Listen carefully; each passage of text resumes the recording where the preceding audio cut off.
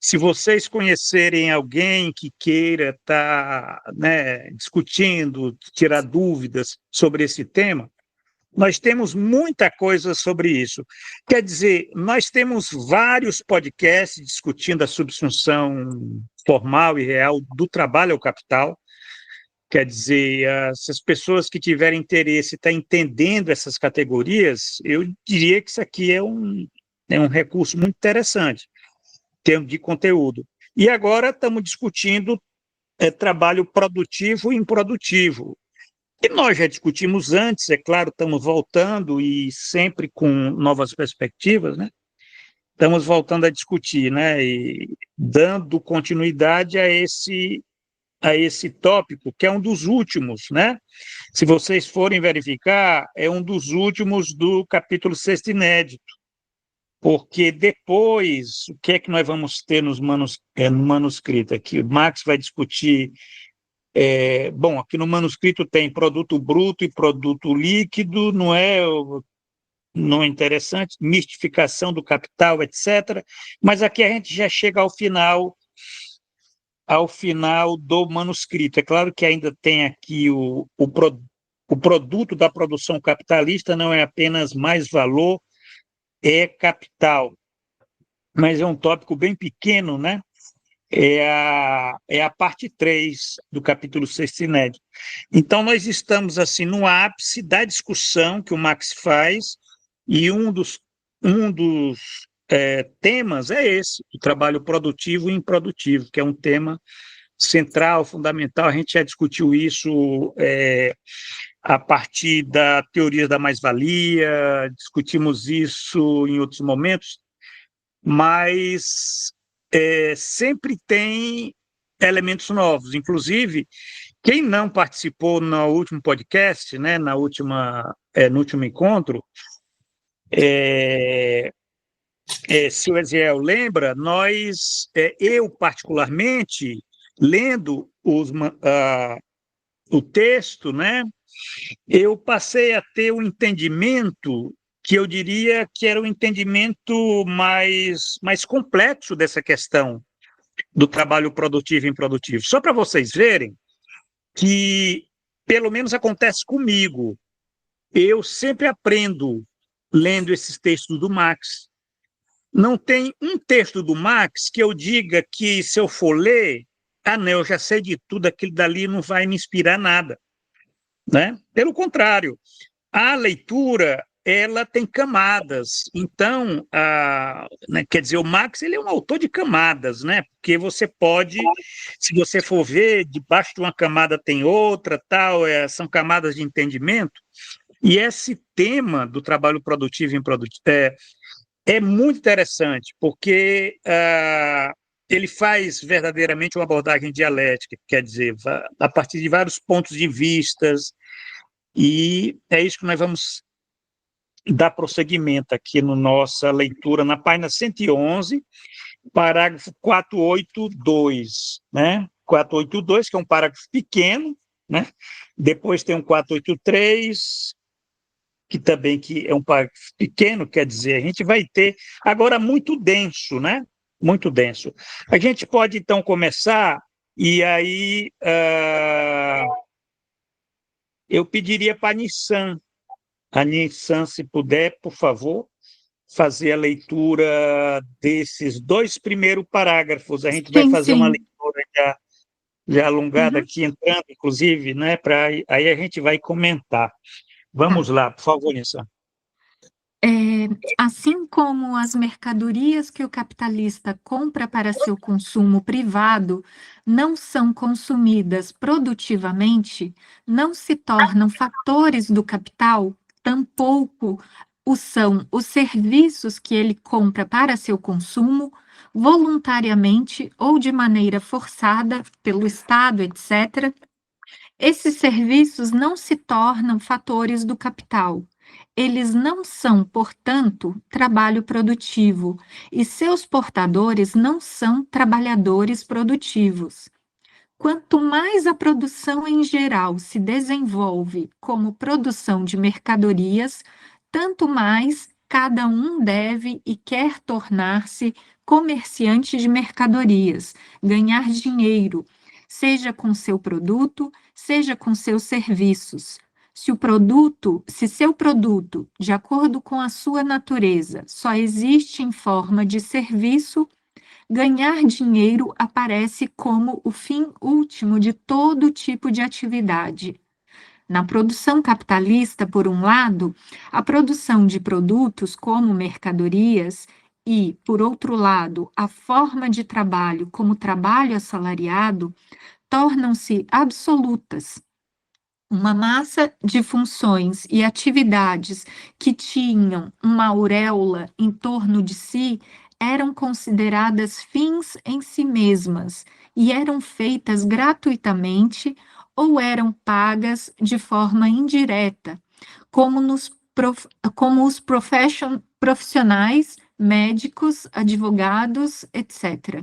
Na Inglaterra, onde o advogado e o médico não podiam ou não podem exigir pagamento. Transforma-se, no entanto, diretamente em trabalhadores assalariados, por mais diferentes que sejam seu conteúdo e seu pagamento. Em contrapartida, as funções e as atividades ficam o cálculo de seu valor, o preço dessa atividade variada da prostituta ao rei, sob as leis que regulam o preço do trabalho assalariado. O desenvolvimento desse último ponto pertence a um tratado especial sobre trabalho assalariado e salários, e não a esta seção.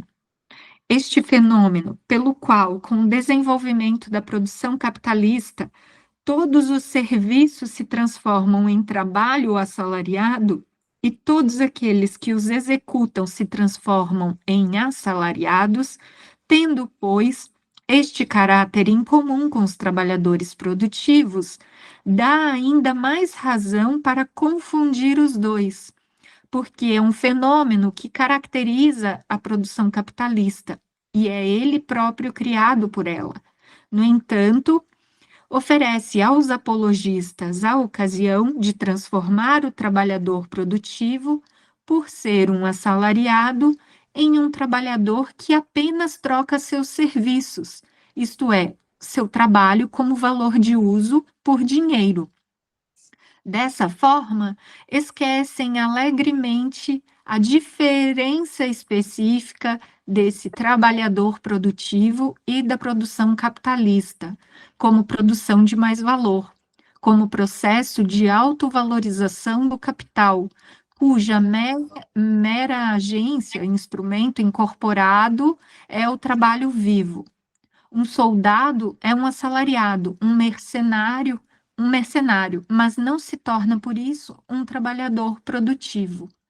Pronto, Outro, olha que pode falar, beleza, hein? professor. Não, não, aqui nós, só esses dois parágrafos aqui, a gente vai até comentar agora aqui, mas Aham, é, é um parágrafo muito interessante. Isso aqui tem muita coisa, aliás, de uma atualidade candente, porque é o que nós vemos hoje, não é verdade? Todos os serviços se transformam em trabalho assalariado, né? E isso faz com que muita gente confunda, achando que, por serem trabalho assalariado, são trabalhadores produtivos, né? Quer dizer, essa é a crítica que o Marx está fazendo, né? Porque o Marx está diferenciando aqui trabalho assalariado de trabalho produtivo, né? O fato de ser assalariado não quer dizer que seja produtivo, né? Embora todo produtivo seja assalariado, né?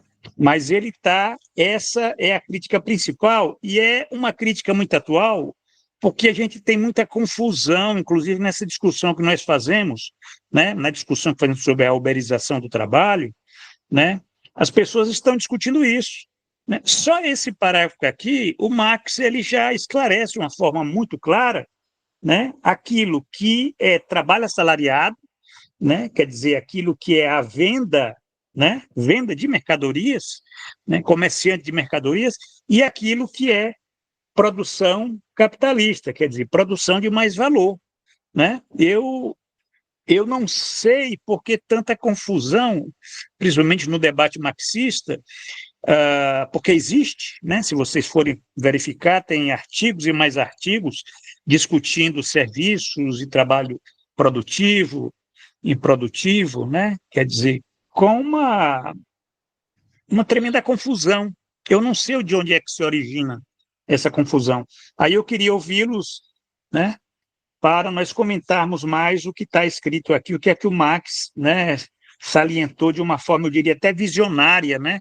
Porque o Marx, lá em 1865, ele já está vendo o fato de médicos, advogados, esses profissionais, né, eles se transformarem em trabalhadores assalariados, né? Quer dizer, essa proletarização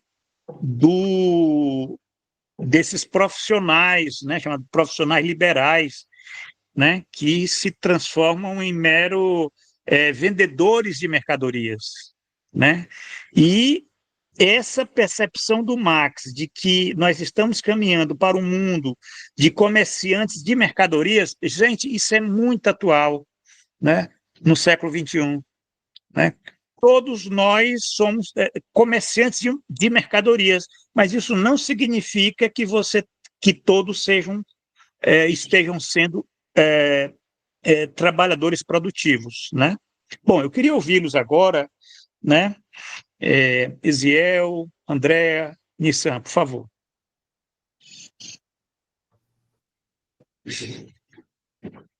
Eu acho interessante a ênfase aqui que o Marx coloca, né, nessa relação com o trabalho produtivo, né, que é fundamentalmente trabalho assalariado, né, todo trabalho produtivo é trabalho assalariado, mas nem todo, né, trabalho assalariado é trabalho produtivo, né, e acho importante esse aspecto para a compreensão da forma social do trabalho, não só quando a gente olha, né, para o modo de produção capitalista, né, para a forma de produção dominante, mas para o trabalho assalariado, né, na sociedade capitalista.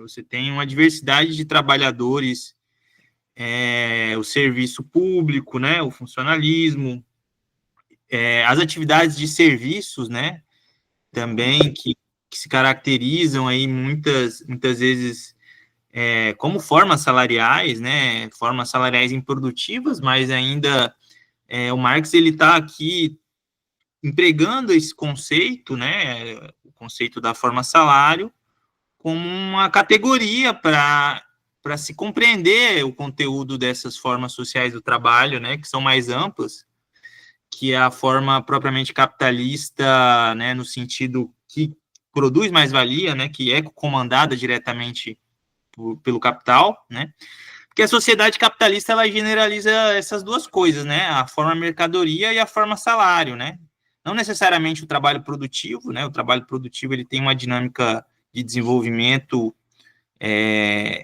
digamos assim, que não é necessariamente uma expansão da quantidade de trabalhadores, né, que se tornam produtivos, né, é um aspecto bem qualitativo, essa função do trabalho produtivo, né, no processo da organização capitalista, né, mas quantitativamente você tem essa amplificação, né, essa ampliação da parcela, né, de atividades assalariadas, né, na sociedade capitalista. Isso é interessante, isso que o Eziel colocou, mas só para complementar, Nissan, eu te passo a palavra. Sim, claro. Só para salientar isso que o Eziel colocou, essa questão dessa previsão de Marx, de que o capitalismo, né, quer dizer, as sociedades estavam caminhando para se tornarem sociedades produtoras de mercadorias, mas especificamente sociedades do trabalho assalariado, quer dizer, da servidão salarial, vamos dizer assim, se a gente possa utilizar o termo, né? Quer dizer, essa forma salário, ela se é a forma fundamental da civilização, né? Quer dizer, isso por um lado, né? Agora, não necessariamente significa que nesse núcleo, dessa forma, você tem a produção de mais valor. Nissan, por favor, desculpa aí pela... Não, não, eu acho que eu não tenho muito a acrescentar, não. Eu só achei interessante, como o professor falou, e o Eziel também tocou nesse ponto, que essa generalização do trabalho é ser constituído como uma venda de serviço, uma mercadorização da própria força de trabalho a partir de algum serviço que se torna mercadoria, né? O trabalhador ele é assalariado, não necessariamente exerce ali um trabalho produtivo, mas de certo modo, o que a gente percebe é realmente essa amplitude maior de cooptação de toda a força de trabalho para atuar nesse modo, né? De venda da sua força de trabalho a partir de um serviço, de algo que eu produzo, que eu ofereço ao mercado, e com a negação da condição de assalariamento, né? Isso é camuflado a partir de um processo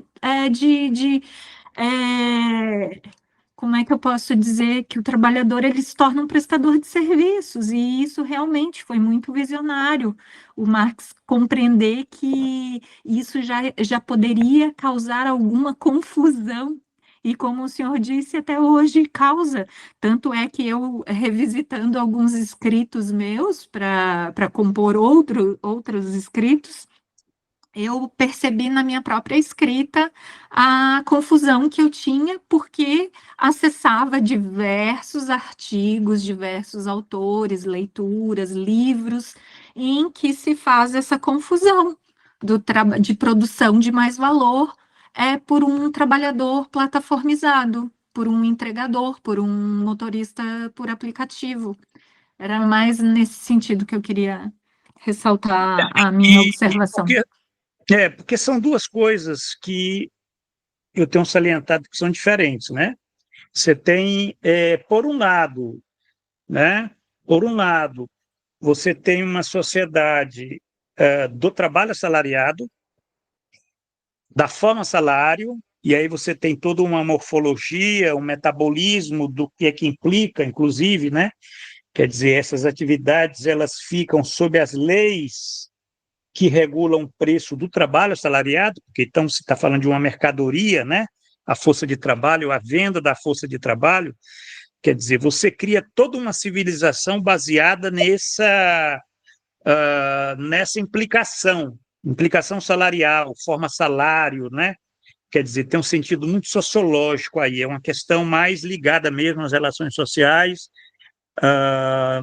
enfim, de como que se organiza, né, uma sociedade, a sociedade burguesa, de uma forma como nunca se organizou isso em outra época, né? Quer dizer, nenhuma outra civilização foi baseada no trabalho assalariado, né? Então, essa é um lado da discussão. O outro lado da discussão, que é a questão da produção capitalista, da produção de mais valor, né, do trabalho produtivo, né? Isso está ligado à questão da acumulação de capital, toda a dinâmica do sistema. Então, é esse lado aí que inclusive tem a ver com a própria, vamos dizer, os elementos que conduzem à discussão das crises capitalistas, né?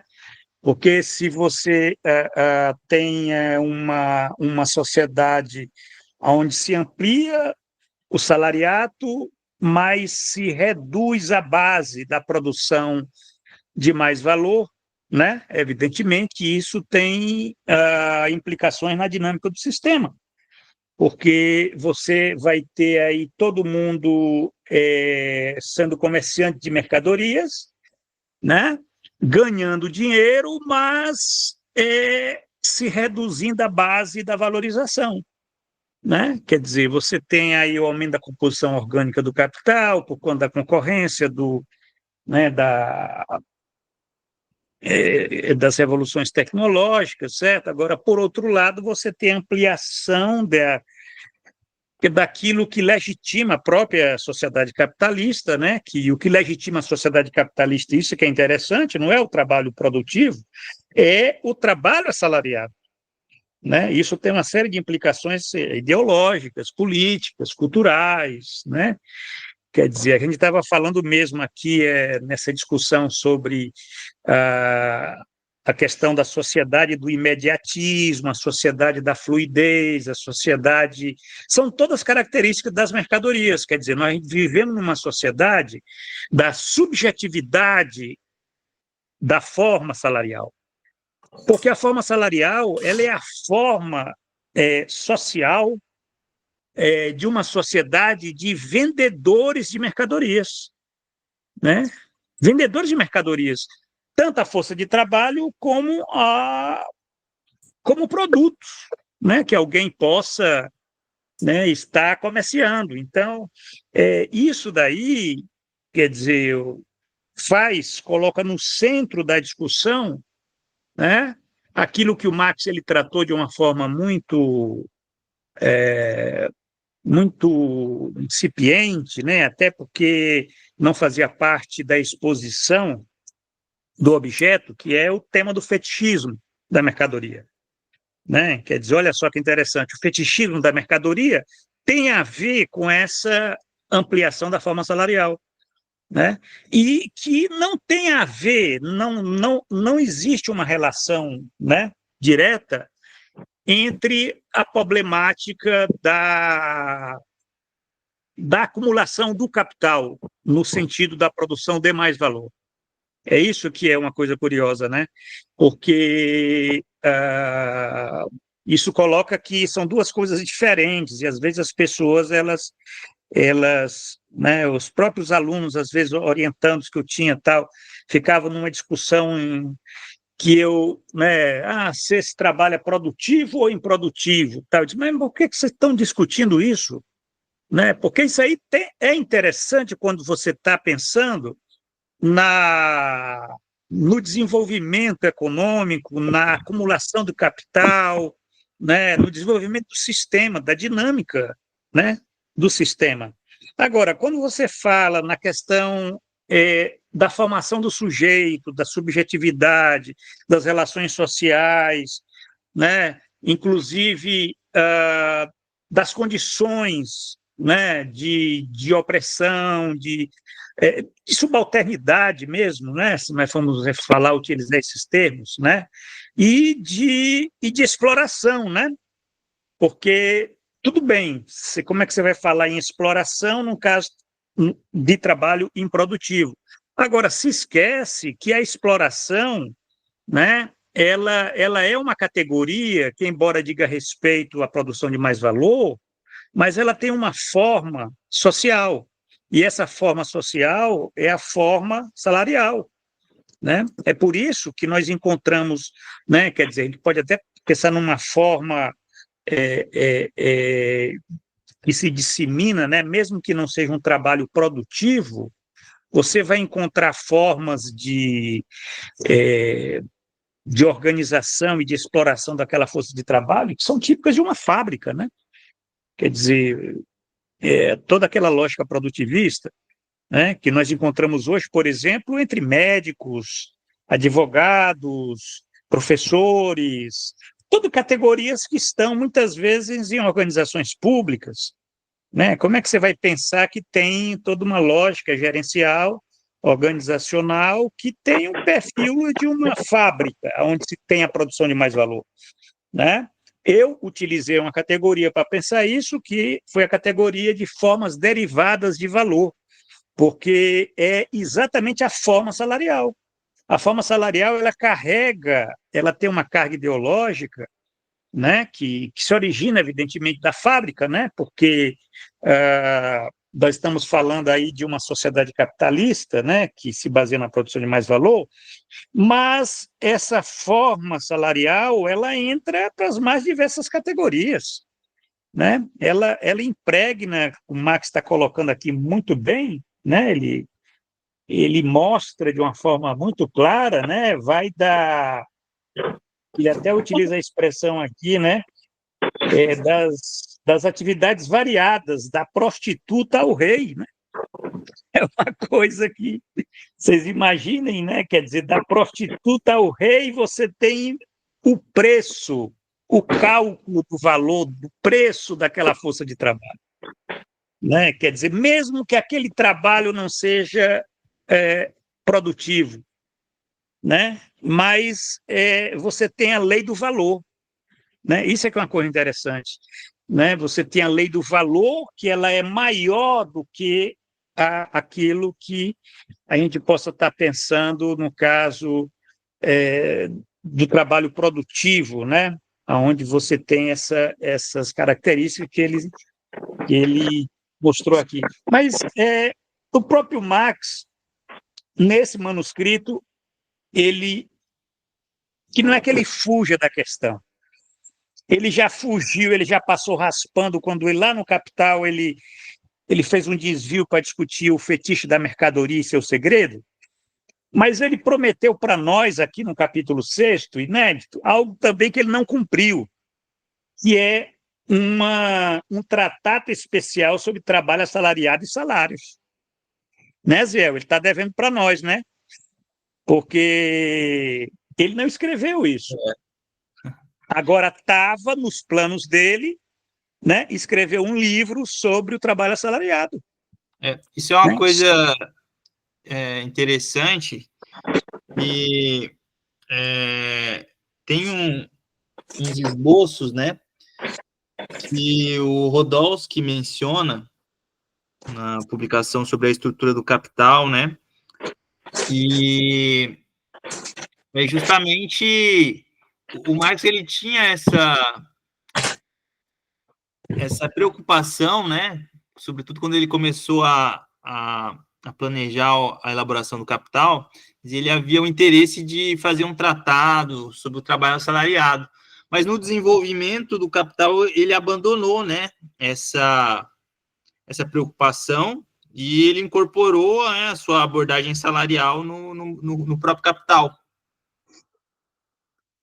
E o que ficou mais central foi mesmo a questão do trabalho produtivo, né? E por consequência, o trabalho improdutivo tem o seu significado, né, a partir da forma fundamental da produção capitalista, que é o trabalho que produz mais-valia. E isso é interessante, né? Quer dizer, eu fico pensando assim, né, que o Capital, gente, foi um projeto intelectual inconcluso, né? Quer dizer, Marx ele faleceu sem concluir aquele projeto intelectual. Quer dizer, ele não é o único gênio que não conseguiu concluir o seu projeto intelectual, mas realmente, né, muita coisa foi deixada de lado, e como o Ezel colocou, talvez por escolher, por focar, né, naquilo que significa a própria dinâmica do sistema, porque, por exemplo, tem toda uma discussão sobre isso, é claro que eu estou adiantando aqui, mas, por exemplo, a teoria das crises capitalistas, né? Quer dizer, Marx ele deixou lá alguns elementos fundamentais, mas você não tem acabado uma teoria das crises capitalistas, embora você tenha lá elementos fundamentais para desenvolver. O marxismo desenvolveu no século XX. Tal. Então, quer dizer, esse é um elemento. Agora, essa questão de um sistema que estava caminhando, né, e caminhou, né, efetivamente, para se ampliar no século XX esses setores improdutivos, né, para se ampliar esses setores do trabalho assalariado, né, realmente isso mereceria um estudo mais potente, né? Até para pensar, por exemplo, a questão do Estado, né? Porque nós estamos falando aqui de trabalho improdutivo, mas nós estamos... como pensar, por exemplo, aqueles trabalhadores improdutivos exteriores à produção do capital, que é o caso dos funcionários públicos, né? Porque os trabalhadores improdutivos, que o Marx faz referência, ele está fazendo referência àqueles que são improdutivos interiores à produção do capital, como utilizando aí a formulação do Rui Fausto, né? Então, no fato é que tanto um como os outros, né, tanto um como o outro, eles ampliaram, né? Tanto os improdutivos interiores como exteriores à produção do capital, eles se ampliaram muito no século XX e no século XXI, principalmente, né? Essa questão dos serviços, né? Então, se tornou um tema fundamental, né? Um tema fundamental para pensar, inclusive, a dinâmica do sistema. Porque qual o impacto disso, por exemplo, nas condições de um sistema que tem uma outra tendência, né? A primeira tendência foi essa, que nós lemos aqui, né? Quer dizer, se ampliar os improdutivos do sistema, no sentido daquele, né? Que são os trabalhadores assalariados. Essa é uma tendência muito forte que foi confirmada pela história. A outra tendência que o Marx colocou também foi a tendência de desenvolvimento das forças produtivas, a tendência de aumento da composição orgânica do capital, né? Quer dizer, aumentando o trabalho morto em detrimento do trabalho vivo na produção capitalista, e isso com impactos na própria base da valorização. Então, quer dizer, então são as duas grandes tendências, né? E tem autores até que dizem que esses improdutivos, eles se tornaram um fardo para o sistema, né? Quer dizer, um fardo para o sistema, esses trabalhadores improdutivos, incluindo entre esses improdutivos os trabalhadores públicos, né? Que também cresceu por conta do própria presença do Estado, o Estado que na época do Marx não tinha tanta presença, por isso que ele nem faz referência, embora ele faça referência ao rei, né? Quer dizer, da prostituta ao rei, né? Mas as prostitutas continuaram aumentando, mas os reis, né? Quer dizer, aqueles que são funcionários públicos também aumentaram bastante o capitalismo monopolista. Então, isso se tornou um fardo para o sistema, no sentido de que a produção de mais valor, ela não acompanhou essa quantidade imensa, né, de serviçais, né? São trabalhadores que só trocam mercadorias, são comerciantes de mercadorias, né? E você sabe que o capitalismo é uma sociedade mercantil, mas não é meramente uma sociedade mercantil, porque sociedades mercantis existiram em todas as épocas, né? É uma sociedade mercantil que tem uma característica: ela se funda na produção de mais valor, né? Quer dizer, é por isso que ela é uma sociedade muito dinâmica, né? Quer dizer, a China, no século XVIII, ela era uma sociedade rica, era uma sociedade mercantil muito rica, na China do século XVIII, né? Era mais rica do que a Europa, né? Do que a Grã-Bretanha e tal, né? Só que na Europa começou a se desenvolver, a partir da Revolução Industrial, uma sociedade mercantil com uma característica muito específica. É uma sociedade capitalista.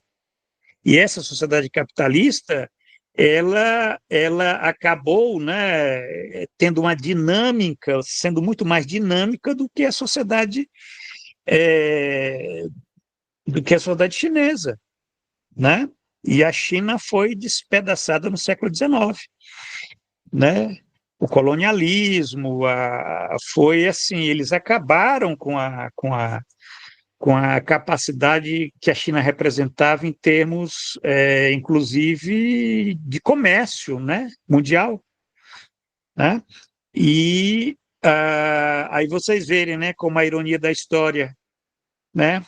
Agora nós temos a vingança da China, né? A China fez uma revolução em 1949, né? E agora construiu aí um modelo de desenvolvimento, uma formação social que incorporou, né, teve a capacidade de estar incorporando todos aqueles elementos, indo além, né, dessa dinâmica do capital, né? E isso é que é interessante, essa percepção que o Marx teve e essa forma muito resoluta dele de estar demarcando essa questão. Quando ele disse, olha, o sistema vai tender para isso, mas eu vou dedicar uma sessão especial para tratar disso.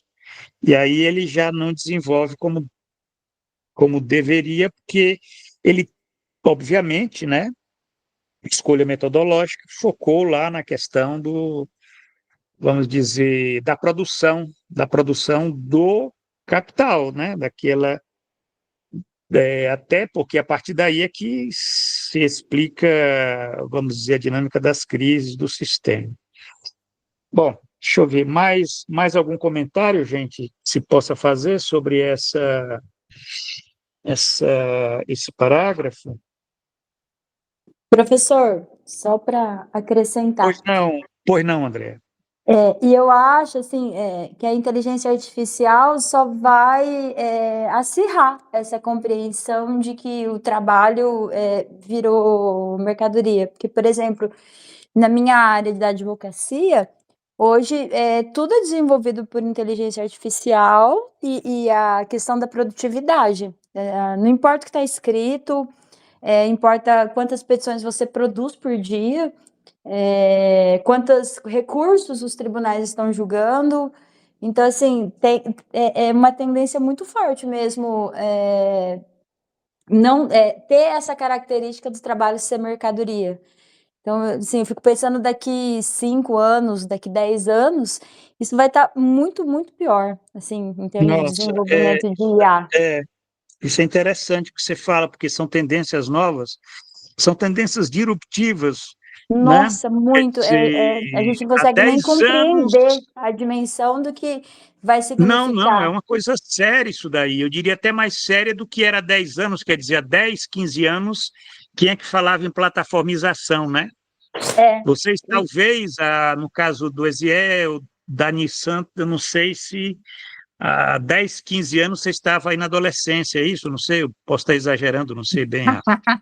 No meu caso, está exagerando. O Eziel talvez. Mas vocês nem imaginavam essa coisa de plataformização, né?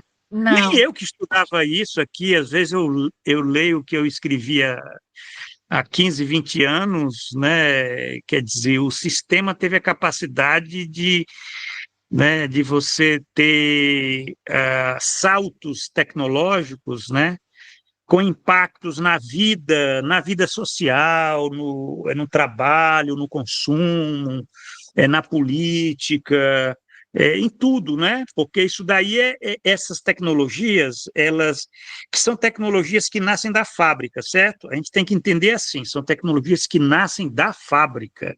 Isso tem uma lógica do capital, isso aí não é coisa do professor Pardal, isso aí é coisa lá da fábrica, em termos de você estar toda essa lógica, né, da produtividade do trabalho, no sentido mesmo da exploração da produção de mais valor, né, da concorrência, né, a concorrência é a categoria fundamental do sistema, né, e a gente não fala muito, mas a concorrência é que dá a dinâmica do capitalismo.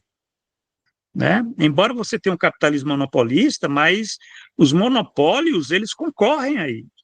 E essa concorrência, ela vai dando esses saltos tecnológicos na medida em que esses monopólios, eles passam a ser uma disputa assim, de gigantes, entendeu? Então, eles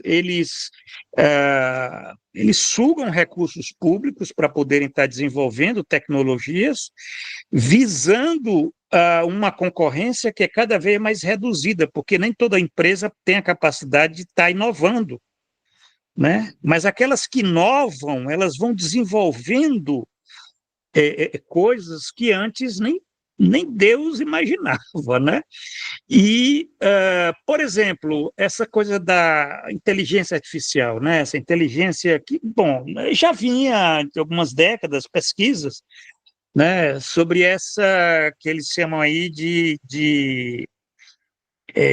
uma tecnologia de inteligência generativa, né? Quer dizer, muito mais sofisticada, tal. Eles estavam tendo pesquisa, né? Muito investimento dos monopólios aí e tal, e de repente explode isso daí, né? Explode, coisas que... Quem é que falava nisso há 5, 10 anos? Uma pessoa mais incauta ali, que não está muito ligada, mas de repente explodiu isso. Foi ano passado, não foi? Que foi lançado o ChatGPT, né? Foi, se eu não me engano, foi no começo do ano passado. Foi isso? Me corrijam, assim, ver se Eu a acho que memória... foi, professor. Pelo Foi que no, eu tenho é, acompanhado, foi o começo do ano passado que ela ficou foi no acessível. começo do o ano passado, uma coisa que Acho que começou a se sim. falar. Aham, aham. ChatGPT. Eu disse, pô, aqui, né? Que é isso? Eu fui ver, disse, mas que coisa maravilhosa, né?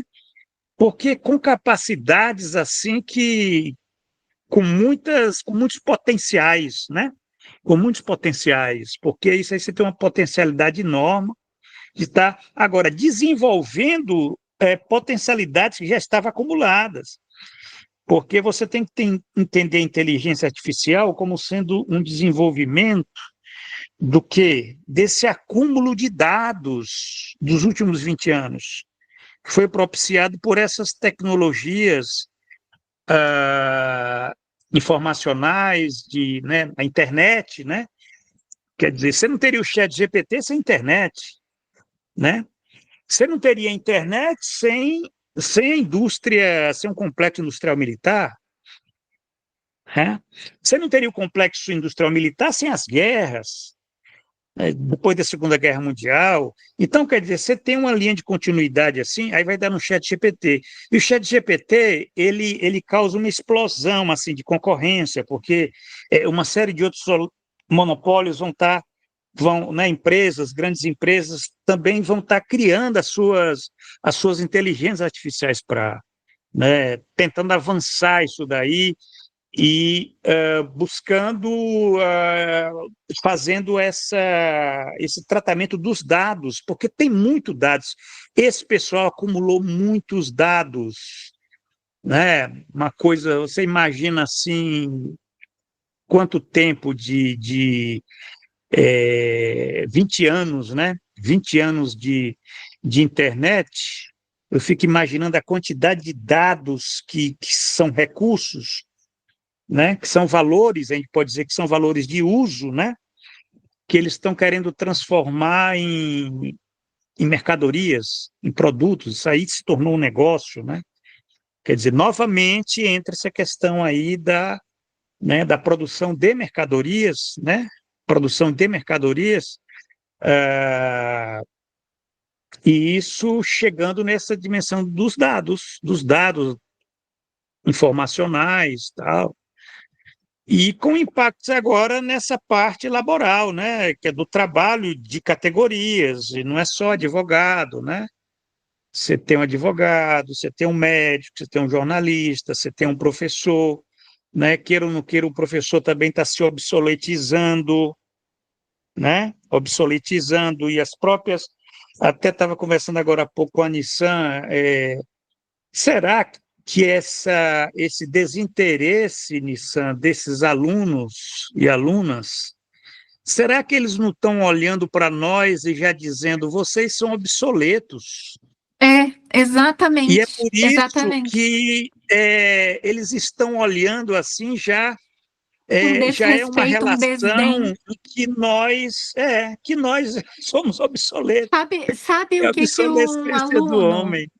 Sabe o Ah, que uma aluna contou para a professora? Ela contando para mim, admirada, assim, com a tranquilidade assim, naturalidade com que a aluna contou isso para ela. Falou assim, professora, sabe o que é?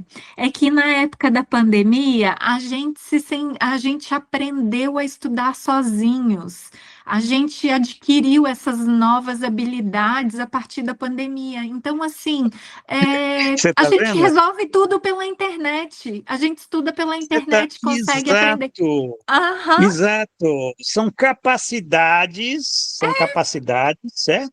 São capacidades tecnológicas aham. e é uma tecnologia hoje que ela se difunde em termos de habilidades, E agora com o inclusive. chat GPT, então, Então, quer dizer, é obsolescência, eles só olham e falam, vocês não existem. Parece aquelas séries do Além da Imaginação, que você, de repente, né, tem um episódio muito interessante, né, que os personagens eles sentem um certo estranhamento, eles não sabem por quê, né, aqueles personagens, né, tem um drama lá, tal, aí tem um personagem que ele começa a sentir um certo estranhamento, uma indiferença das pessoas para com ele, que de repente não o reconhecem, e ele sente, você sabe, essa sensação de estranhamento. Aí de repente ele vai perceber que, na verdade, ele não existe mais. Ele não era mais para estar ali, entendeu? E é isso que as aham. pessoas estavam falando para ele. E até que ele desaparece. É uma coisa curiosa, assim, Só que tem isso aí. só que tem alguma coisa que não está muito certa, tem algo de errado que não está muito certo nessa história, Não, porque mas no caso dos ah, alunos, eles não conseguem efetivamente corresponder às expectativas acadêmicas, né? Eles mas aí é que tá, sabem, eles entre também não aspas, existem, porque eles também são obsoletos. é isso, É, é é, é isso. é uma. Isso foi profundo, hein, professor, agora que o senhor Não, falou. não, É. não, mas olha, tem um livro aqui de um filósofo alemão que se chama A Obsolescência do Homem. São 3 volumes aqui, eu estou diante desse livro, só tem Nossa, espanhol. A Obsolescência do Homem. Ele tem uma linha quem que é o heideggeriana, autor? tal. Deixa eu ver se Andreas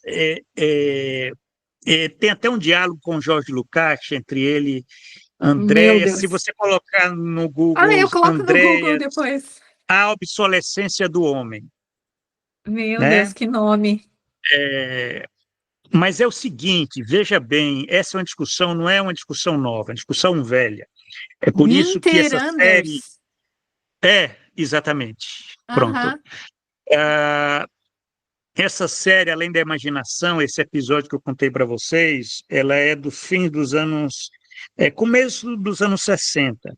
Então você tem, a partir da terceira revolução tecnológica, ali por volta depois da Segunda Guerra Mundial, você tem o desenvolvimento das máquinas mais complexas, né, da automação, né? Você tem um salto tecnológico ali muito grande, né? Depois da Segunda Guerra Mundial. Então se criou toda uma discussão sobre essa questão dos robôs, né? Do ciborgue, né, que isso poderia substituir. Então, quer dizer, substituir o homem. Quer dizer, essa questão das máquinas substituindo os homens, ela cresceu muito depois da Segunda Guerra Mundial por conta dessa terceira, né, que chamam aí de terceira revolução industrial, né? Que então, só que isso é verdadeiro. De 1945 para cá, o capitalismo ele tem dado saltos tecnológicos muito intensos em termos de desenvolvimento, né, dessas máquinas eletrônicas, depois a invenção do transistor, da miniaturização em chips, né, da revolução informática, depois revolução informacional, e agora tem a plataformização e a inteligência artificial. Quer dizer, e aí você tem a robotização, você tem a automatização através dessas formas, né, que hoje são possíveis, da digitalização, né? A digitalização também deu um salto muito grande nas capacidades das máquinas, né? Quer dizer, as máquinas, elas de fato estão ocupando as máquinas, todas as máquinas. A gente pensa máquina é aquilo, né? Máquinas inteligentes, máquinas automáticas, máquinas programáveis, tal. Quer dizer, o que é que não tem de máquina na nossa vida, né? Nós mesmos estamos utilizando uma máquina aqui para fazer essa transmissão, essa conversa, né? Então tem computador, tem a internet, tem o sistema, né? Tem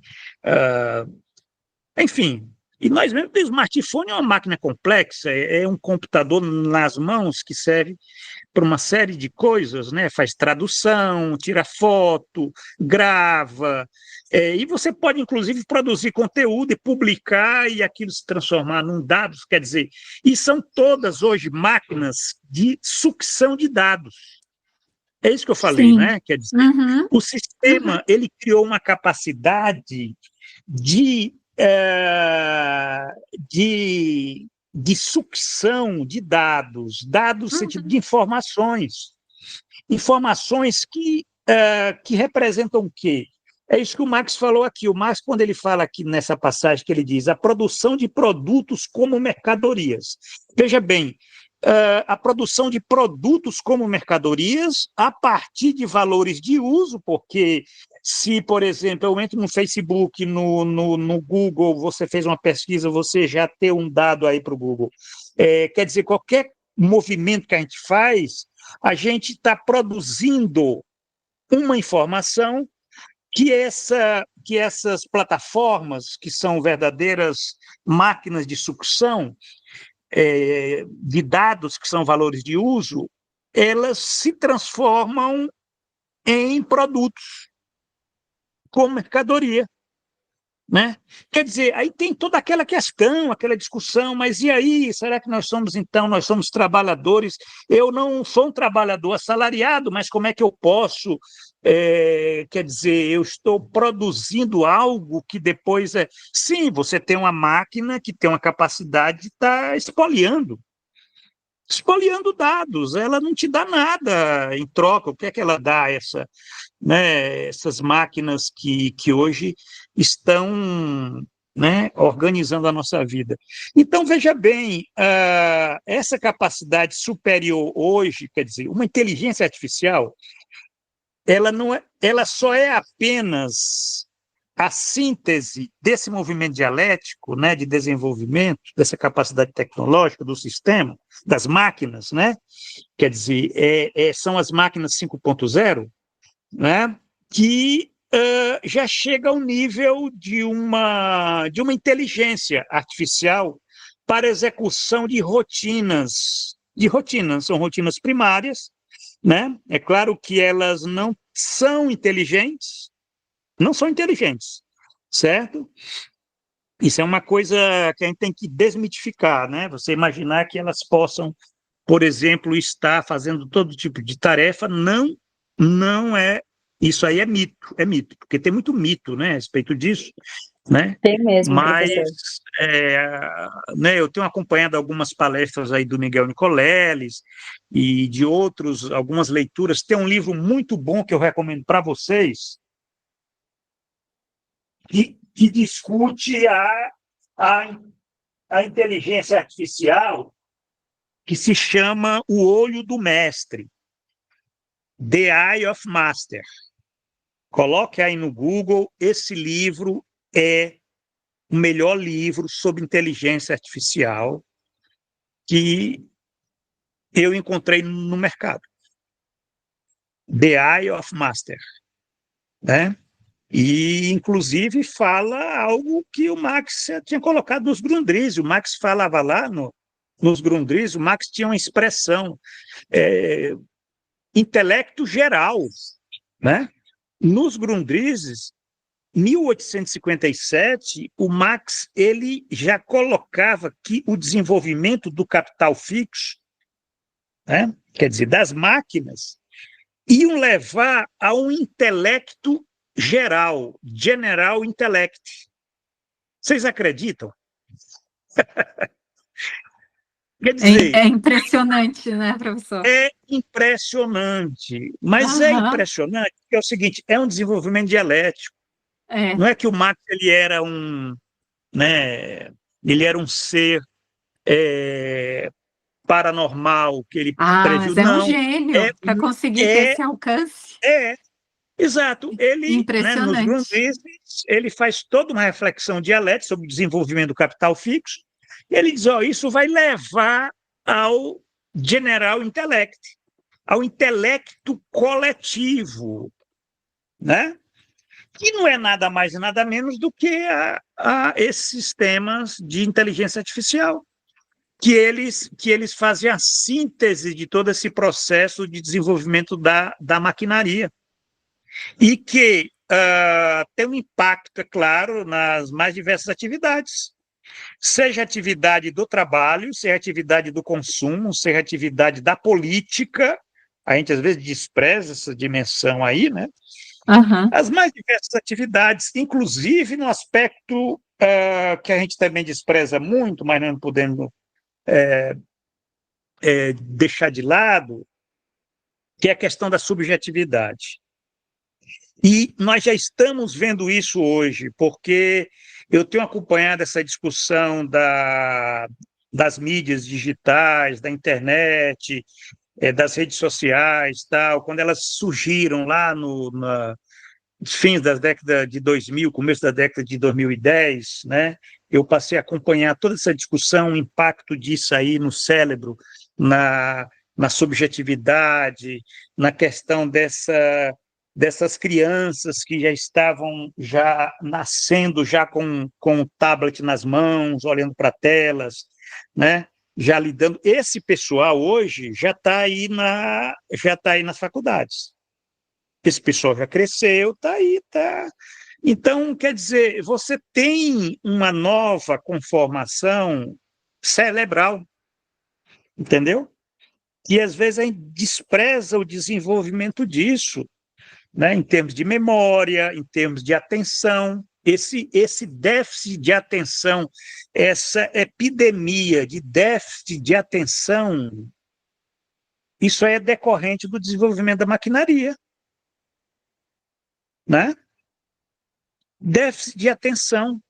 Quer dizer, as pessoas não conseguem mais ler textos longos, não conseguem mais se concentrar durante muito tempo numa cena.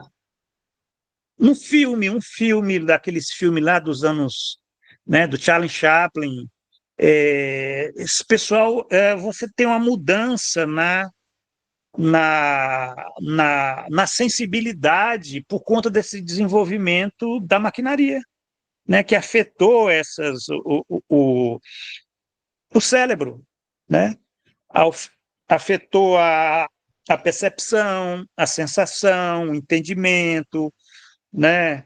Criando uma nova forma de razão. Aí entra um elemento mais complexo, porque você tem um elemento de uma racionalidade, né? E eu diria até mais, de uma moralidade, entendeu? De uma ética disso, de uma ética desse sistema, do produto, né? Do desenvolvimento da mercadoria, porque nós temos que entender que todos esses, isso que nos chega às mãos, né? Nos chega às mãos como produto, mercadoria, certo? Nós compramos, nós adquirimos e consumimos, né? E, essa questão, esse desenvolvimento ele é muito acelerado. Ele é muito acelerado. E, às vezes, as pessoas, os cientistas sociais, né, as pessoas que discutem isso, elas não têm essa visão da totalidade. Mas é o que eu estou tentando colocar aqui para vocês. Às vezes a gente pega aqui esse parágrafo aqui do Marx, ele é um pedaço de uma totalidade que, se a gente for expandir isso daqui, né, a gente vai entender exatamente alguns fenômenos que já começam a aparecer.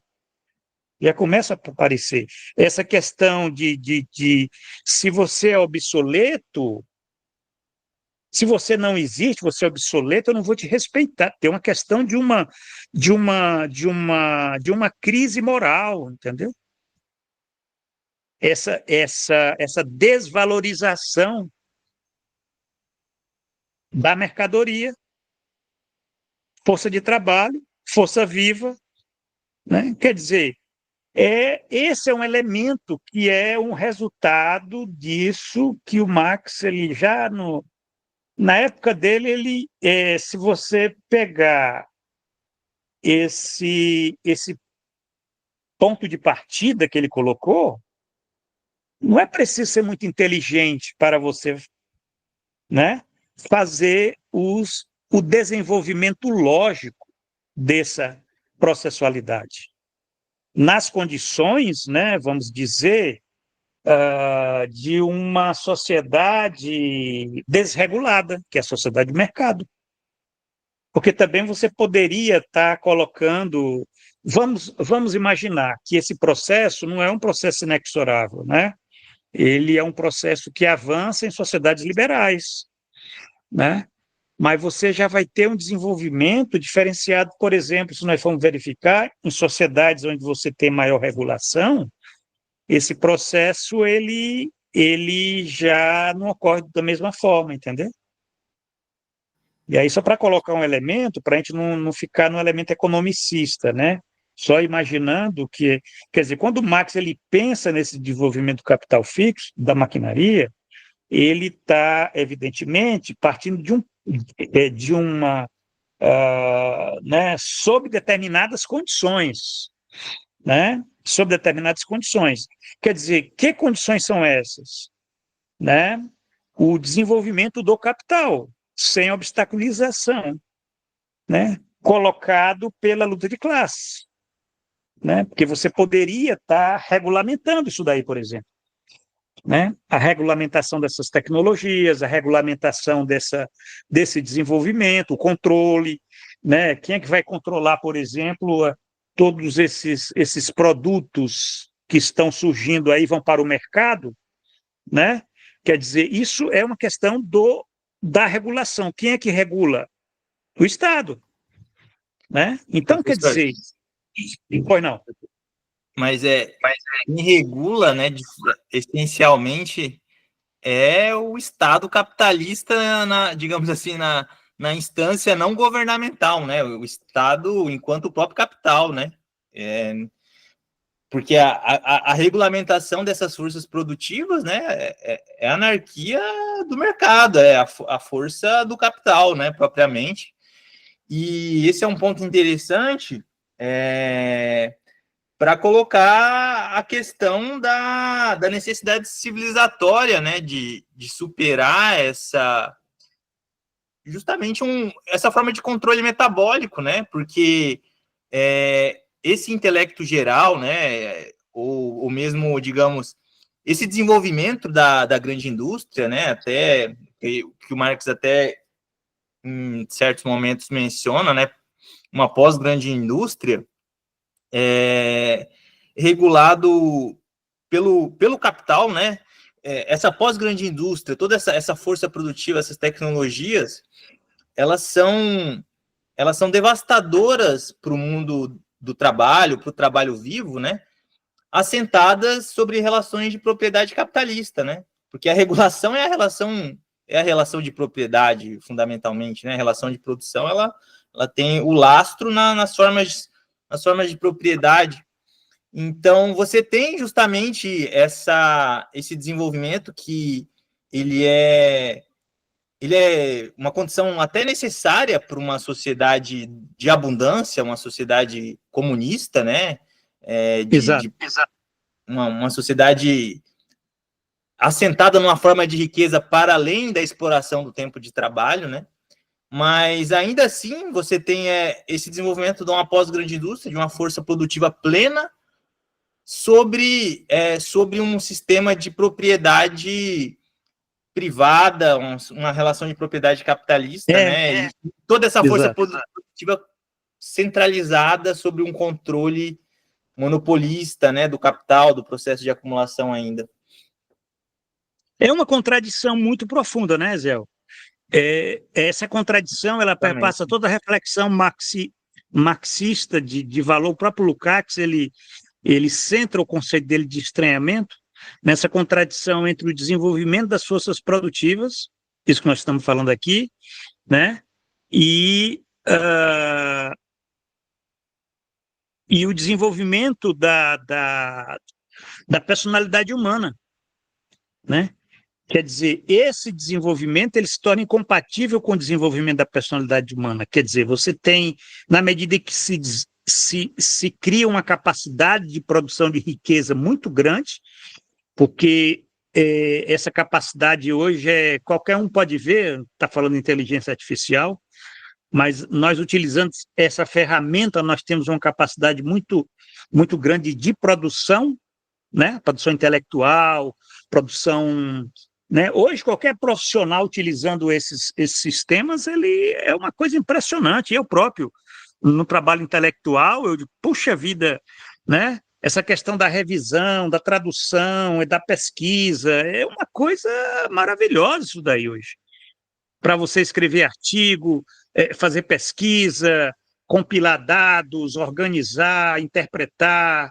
Se você souber utilizar essas ferramentas, elas vão ser verdadeiras parceiras, quase assim, né, tem um poder muito grande, mas ao mesmo tempo, né, você vê uma completa desvalorização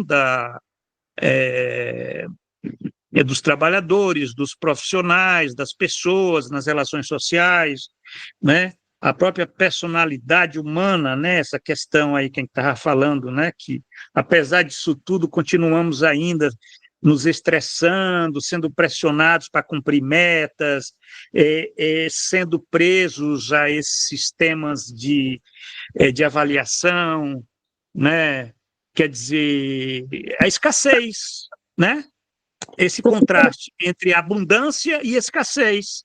Isso é o capital. Isso que o Eziel está falando é exatamente isso. O capital é exatamente isso, esse contraste entre abundância e escassez, né? Quer dizer, ele produz essa escassez que eu chamo de escassez social, né? Porque não é escassez das sociedades primitivas, né? O homem primitivo ele tinha muitos limites, porque ele não tinha uma capacidade produtiva como a nossa. Mas nós temos tanta capacidade produtiva, mas as pessoas estão adoecidas, estão infelizes, estão vazias, estão perdidas. E quem fala isso não é um velho marxista pessimista, não. Basta ver as notícias aí nos jornais, né? The Guardian, O País, Público, Folha de São Paulo, de vez em quando sai, né, para mostrar, eu estou falando das sociedades liberais, né, que são sociedades onde você tenha o desenvolvimento mais explícito dessas tendências. Agora, por exemplo, em sociedades onde você tem outra forma de organização social, você consegue, de um certo modo, evitar que isso se traduza quer dizer, essa contradição ela se manifeste de uma forma como ela se manifesta nas sociedades liberais, né? Eu falo sociedades liberais para nós entendermos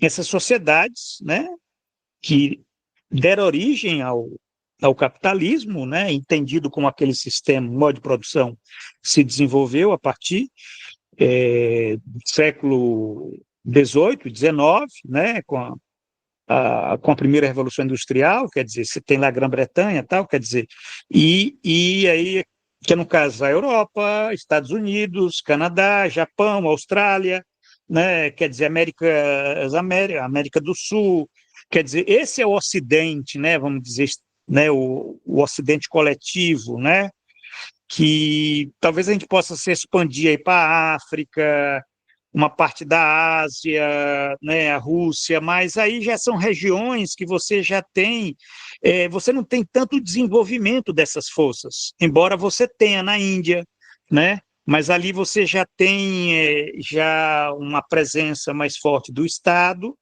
né, mas ali também é uma sociedade que você tem um desenvolvimento dessas tendências. A China já é uma sociedade que está tentando organizar esse desenvolvimento de outro modo, porque vocês já imaginaram se os chineses adotassem o modelo liberal, aquilo explodiria.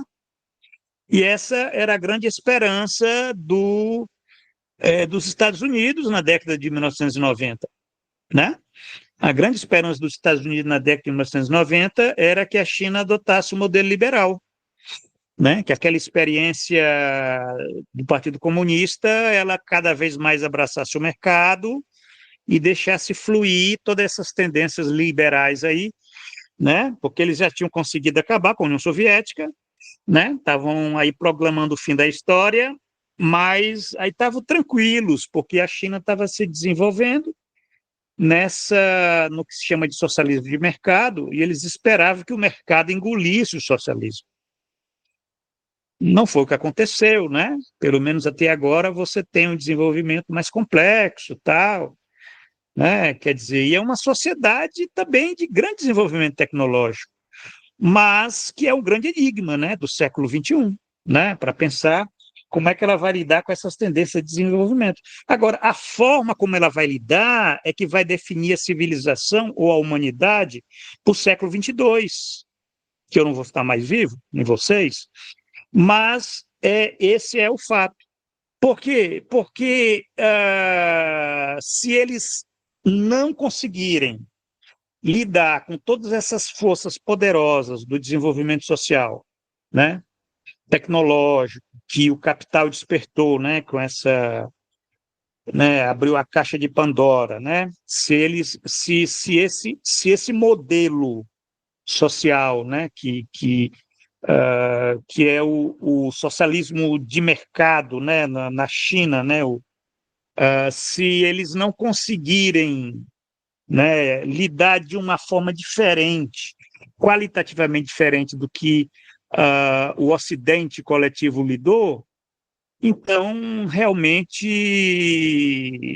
é o fim da humanidade, né? Tal como nós a conhecemos, porque é o que nós já estamos vendo no Ocidente, né? O Ocidente é uma tremenda crise, uma crise que não é só a guerra ela oculta uma crise mais profunda, a guerra na Ucrânia, a guerra que é no Oriente Médio, né? Mas a gente vê uma crise social profunda na Europa, nos Estados Unidos, né? No Japão, né? Nesses países que fazem parte dessa civilização na América Latina, nem se fala, né? Aqui a coisa ainda está avançando e nós continuamos insistindo no modelo liberal. O modelo liberal é isso, é aquele modelo que deixa correr essas tendências que nós estamos discutindo aqui, né? As tendências de desenvolvimento do capital fixo, né? De expansão aí da produção de mercadorias, né? Do trabalho assalariado, né? De toda essa lógica salarial daí né? O Ezel fez referência a esse metabolismo social do capital, né? Essa forma que sem obstáculos, sem uma regulação, né? Porque a grande questão é a regulação política, né? Vamos dizer, dessas tendências, né? O Gramsci, ele sabia disso, ele pensava o comunismo, que era o comunismo para Gramsci? Era uma sociedade regulada. Esse era o conceito gramsciano de sociedade, né? De comunismo. Se alguém perguntar para você, professor, o que é comunismo? O que é uma sociedade comunista? Na percepção de um grande teórico, né, comunista, Antônio Gramsci, é uma sociedade regulada, né? Porque a regulação ela tem uma função importante para lidar com isso, né, que é a anarquia, né? Mas o problema não é nem a anarquia, não, porque o capitalismo monopolista não é mais um capitalismo anárquico, como era no século XIX, certo?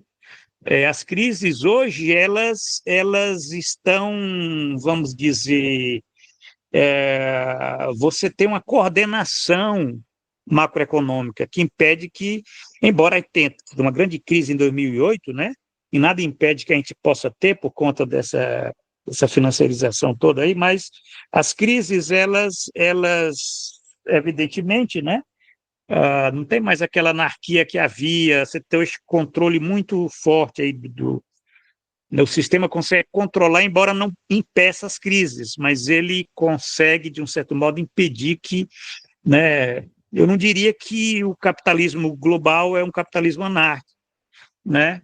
Mas não deixa de ser um sistema da concorrência, um sistema que essas tendências aí que a gente está discutindo aqui, elas se manifestam, essa contradição entre abundância e escassez, elas explodam, né?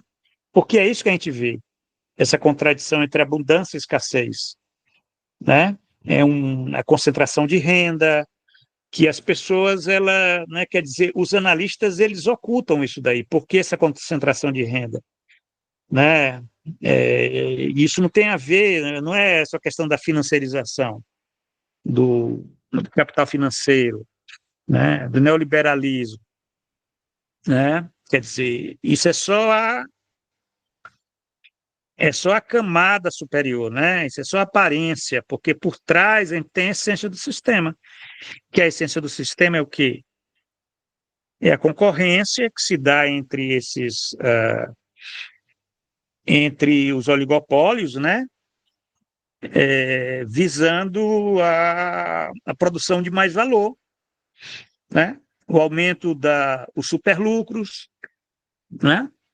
E isso faz com que exploda esse desenvolvimento tecnológico, que é a forma como você consegue os superlucros, né? Na era da subsunção real do trabalho ao capital, que é a era da maquinaria, né? Então, quer dizer, a era da maquinaria é isso, é a substituição real do trabalho ao capital, né? Que já pressupõe a obsoletização do trabalho vivo, né?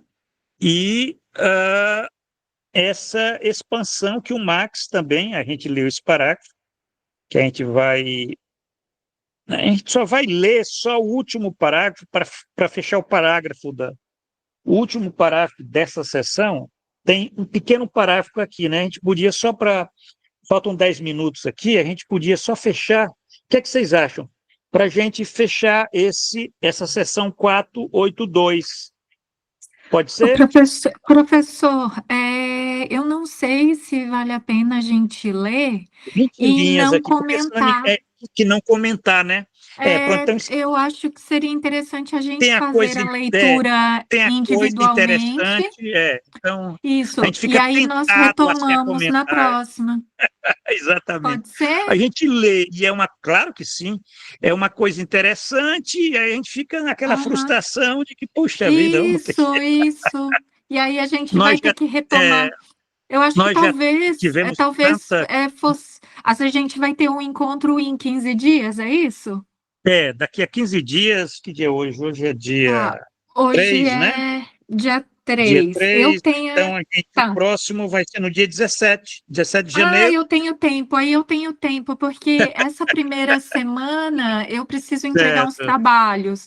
E Tá. aí, depois, na outra semana, a gente podia ler o texto individualmente, fazer alguma reflexão, e aí ler no próximo encontro, e aí trazer essas reflexões. Eu acho que seria Perfeito, interessante. perfeito. A gente consegue, inclusive. Aí é o seguinte, eu vou me disciplinar para não falar tanto, mas a gente consegue fazer uma leitura até fechando essa sessão 483, né? Aham, E aí aham, já vamos falar mais um pouco. Agora está muito rica essa discussão, e vocês veem a riqueza da reflexão marxiana. Uma sim. riqueza que ele não conseguiu sistematizar, porque a gente está lendo um manuscrito, a gente não pode esquecer isso. Uhum, Nós não estamos lendo um texto como Capital, a gente está lendo sim. um manuscrito, mas mesmo assim a gente já vê a força dessas linhas, certo? Linhas de Uhum, reflexão sobre essa questão aqui né? Antes era a subsunção real do trabalho ao capital, tá? Agora ele já está trabalho produtivo e improdutivo, ele já colocou a questão do trabalho assalariado, né? Que é um tema fundamental, que ele diz, vou dedicar uma sessão só ao trabalho assalariado e salários, né? Quer dizer, porque ele viu que é o futuro dessa civilização da produção de mais valor. Embora nem todo assalariado seja produtivo, né? uhum, Então, quer uhum. dizer, ele viu que a forma salarial, e nesse ponto aí, a pesquisa que o Eziel faz, né, a discussão que o Eziel tem feito, nós temos feito, né, vai muito nessa linha da questão de discutir a forma salarial, né, que ela é muito importante, embora ela não esteja assim no centro da discussão, por exemplo, da dinâmica da acumulação do sistema, né, porque nem todo trabalho assalariado é trabalho produtivo, quer dizer, produz mais valor, mas a sociedade capitalista é uma sociedade produtora de mercadorias. E quando se fala produtora de mercadorias, significa que a produção você tem que ter o que? A distribuição, a venda, o consumo, né? Quer dizer, e aí o Marx diz, ó, sociedade de comerciantes de mercadorias. É o que nós temos hoje, né? Ele viu longe quando ele falou que o capitalismo vai se tornar uma sociedade de comerciantes de mercadorias. Exatamente, professor. Esse é um ponto de reconhecimento, né, que o senhor coloca, que eu tenho um esforço desde a minha tese de realmente defender, né, esse ponto de vista fundamentado mesmo no Marx também, porque existe, né, um entendimento de que essas transformações no mundo do trabalho podem levar a um desassalariamento, né, formas de trabalho que a gente que procura, né, os pesquisadores que procuram uma análise materialista, né, uma análise das formas sociais, precisa ter um rigor, né, no tratamento, né, mas Pois é, olha só, tem os mistificadores na academia que ficam falando em desassalariamento, né? Sim, sim. Análises críticas, né, mas que falta essa análise essa fundamentação nas categorias, né, uma fundamentação no método dialético, materialista mesmo, né, da ontologia uma sociedade pós-salarial, né, tem todos esses discursos, entendeu? Que a academia tem que ter muito cuidado. Eu já falei isso para a Nissan, falando para você, a André já sabe, né? A academia é um jardim de ideologias. Então, você tem ali de tudo. Você tem desde, né, aquilo que você pensa que tem profundidade, é a profundidade de um pires, né? Mas é isso. Agora, quem tem essa visão dialética sabe que, apesar de todo esse desenvolvimento que a gente até falou aqui, né, sobre o desenvolvimento do capital fixo, da maquinaria, da inteligência artificial e tal, quer dizer, o sistema ele mantém aquela forma social, né? Ele mantém, é claro, sob outra base, conteúdo no aspecto, inclusive, da própria morfologia, né? Porque os trabalhadores assalariados de hoje não são os trabalhadores assalariados da época do Marx. Mas o Marx ele não se espantaria, porque ele já estava falando aqui que, né, da prostituta ao rei, todos seriam regidos pela lei do valor.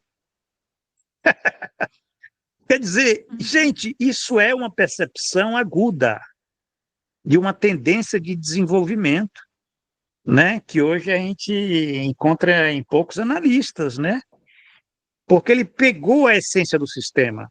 Ele não estava só na aparência, só naquela dimensão mais, né, que hoje a gente, agora é claro, né, que a gente tem que analisar essas formas concretas, né? Porque só falar que é trabalho assalariado não significa que não vá ter as suas especificidades, particularidades, né? Como nós temos hoje, por exemplo, essas formas assalariadas, né, nos meios com essa do autoempreendedorismo, né, com essas formas da uberização do trabalho, né, que são formas salariais, sim, ali são formas salariais, né? Ali você tem, sim, o capital, ele está...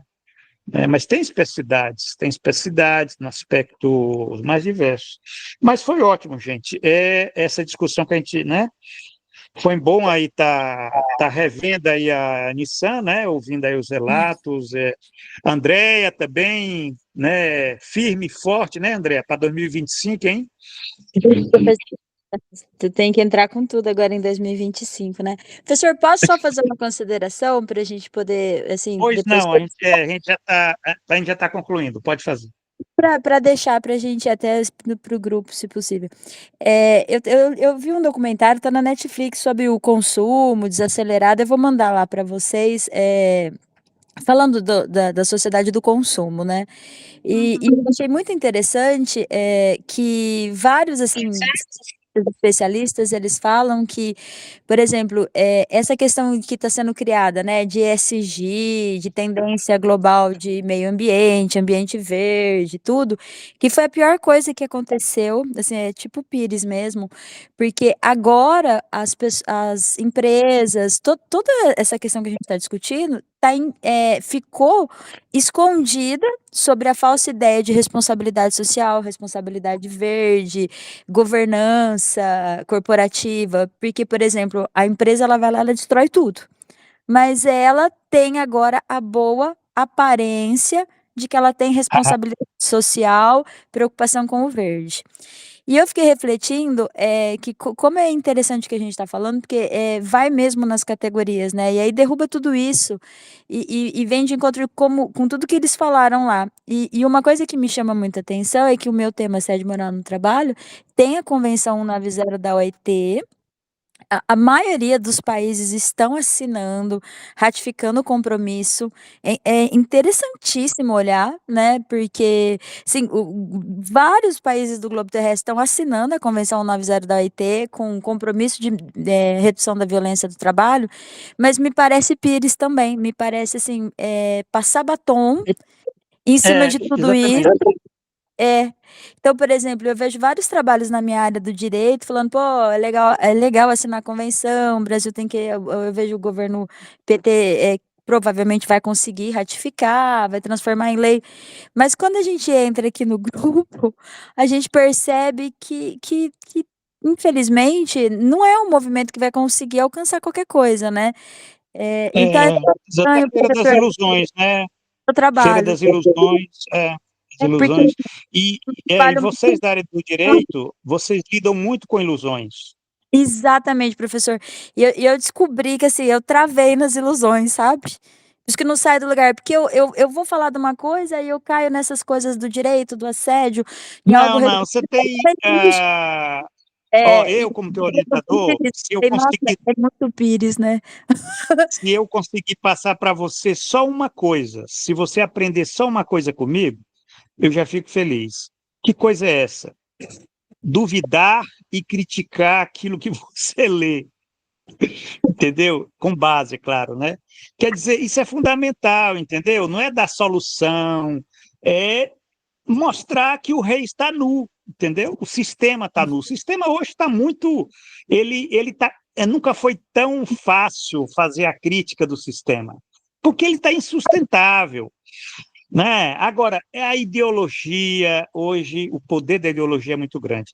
Mas a função do pesquisador é exatamente mostrar essas contradições. Eu acho que essa é a lição que eu quero estar, né, passando. Você mostrar as contradições. Só isso daí incomoda, só isso. Não precisa assinar lá a ficha do Partido Comunista, não. É só mostrar as contradições do sistema. Você diz, olha, tem essa súmula aqui, tem essa lei que diz, olha, para acabar com assédio moral, mas veja aqui os dados, olha os índices que está acontecendo aqui nas organizações. Então, quer dizer, é isso, é mostrar as contradições, porque as contradições é a raiz do sistema do capital, né?